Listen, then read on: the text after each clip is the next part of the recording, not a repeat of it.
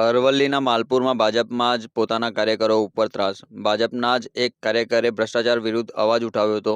ભાજપના એક નેતાએ અને અન્ય બે વ્યક્તિઓએ મળીને તેને ઢોરમાર માર્યો અને મોબાઈલ પણ છીનવી લીધો હતો. જિલ્લા પંચાયત સદસ્ય નિર્ભયસિંહ રાઠોડના નાના ભાઈ પ્રીતમસિંહ અને અન્ય બે વ્યક્તિઓએ મળી ચૌધરી બિપિન પર હુમલો કર્યો. કારણ માત્ર એટલું કે બિપિન ચૌધરીએ નિર્ભયસિંહ રાઠોડના ભ્રષ્ટાચારની ફરિયાદ કલેક્ટર અને ડીડીઓ સુધી કરી હતી. અગાઉ પણ બે હુમલા થઈ ચૂક્યા છે. તેની જાણવાજોગ ફરિયાદ માલપુર પોલીસ સ્ટેશનમાં બિપિન ચૌધરીએ આપી હતી.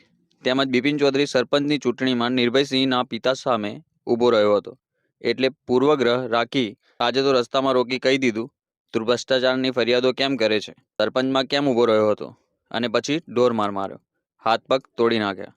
માલપુર સાર્વજનિક ખાતે રૂબરૂમાં બિપિન ચૌધરીની ફરિયાદ લેવામાં આવી હતી. Modasa Media.